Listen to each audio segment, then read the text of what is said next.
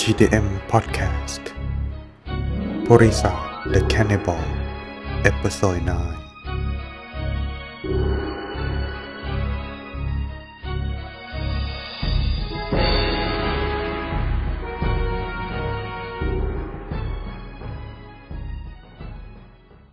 From the last episode, Porisat the Cannibal attacked the caravan of merchant traders who passed through his hideout. He caught the merchant for his prey and ran away. The guards followed him in the distance after they regained their courage. Realizing that the guards followed him, he tried to keep the distance, but accidentally stepped up on the hopia roots, where it pierced through one of his foot. Porisat felt that he could not fight properly, so he left the merchant and limped away as fast as he could. When he reached his hideout, he rested and hid in order to heal his wound for 7 days.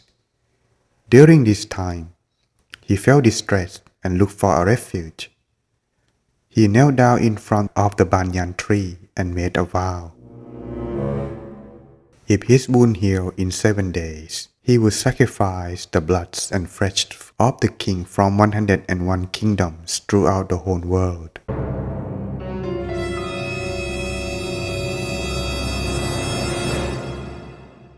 After making his vow, he rested well without moving, eating or drinking water. The wound dried out and healed by itself, so he could walk normally as he wished within 7 days. He thought it was caused by the powers of the tree sprite inside the banyan tree. Later, he met an ogre who then became friends and taught him a powerful spell. When he recited, he could run fast like the wind, strong like an elephant, and would never get tired. He practiced and tested his strength until he became very skillful of using it. He became even more fierce and cruel. Now that he could fight single-handed against the troop of 1,000 men, he thought that this is the right time for him to fulfill his promise to the angel of banyan tree. After he made his decision, on the next morning, he recited the spell and traveled to many kingdoms, hid in the royal garden in the palace, and waited for the chance when the king came into the scene and began his kidnapping. Porisat knocked the king down and put him onto his shoulder by letting the king's head hang down over his back, then traveled back to his hideout. He repeated the same method to every king by travel back and forth between kingdoms and his hideout at banyan tree. After having caught so many kings, to prevent them from escaping, he pierced their palms using the rope and tied them together around the banyan tree. They were so much in pain and suffered. It took him only 7 days to complete this task. However, Porisat intentionally left King Sutasoma of Indapati kingdom alone because he remembered that the king used to be his close friend and teacher. Porisat respected the king dearly because he was a good role model for every king of the whole world. If he caught King Sutasoma for a sacrifice, the whole world would end up the good king's lineage. After kidnapping all the target's king, Porisat began to prepare his sacrifice rite. He sharpened his sword and getting ready. Having their hands pierced through and tied together, the kings were so much in pain and suffered, feeling helpless and unable to escape. Having witnessed all that happened, the tree sprite of banyan tree thought that this action would put the whole continent into chaos, and he did not want that to happen, but he could not do anything or has any strength to stop Porisat. He then went to consult the 4 great kings who rule the first realm of heaven and request them to stop Porisat. But they denied because they too are helpless against the cannibal. The tree sprite did not give up yet, so he went to the second realm of heaven to meet its ruler, King Sakka, also known as the Indra. The great King Sakka also denied the request because he too could not stop Porisat, but he advised the tree sprite what to do. Listen well.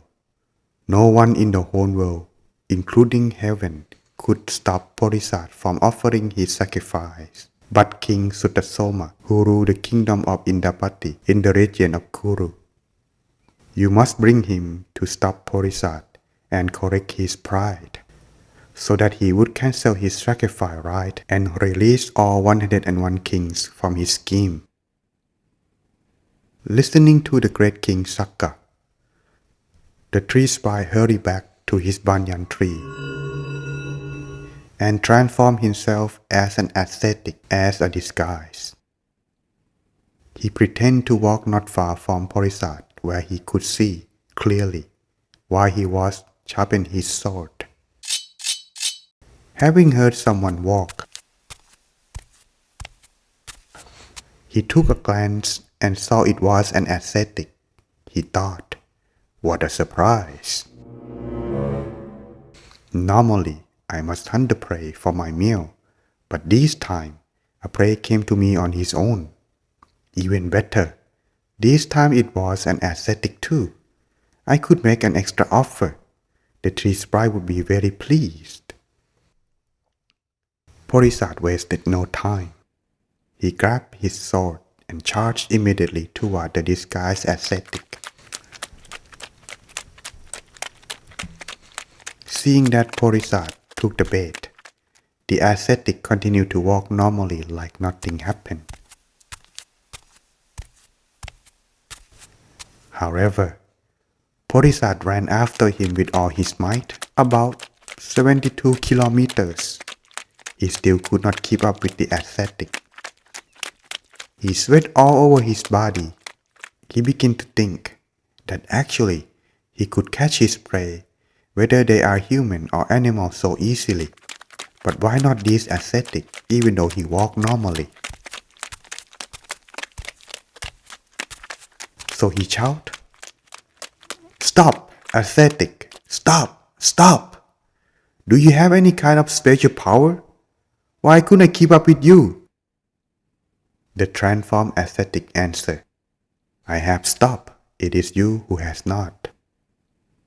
Porisat quickly replied, "Venerable sir, normally ascetic would abstain from all evil deeds. He won't even lie to save his own life. However, you obviously are walking, but you told me that you had stopped. What kind of ascetic are you?" The ascetic insisted, "Porisat, I have stopped. It is you who has not." What does the ascetic mean? Did Porisat understand what the ascetic was saying? What would Porisat do? Will he be able to catch the ascetic? What would be the fate of 101 kings? Let's continue in the next episode of Porisat The Cannibal.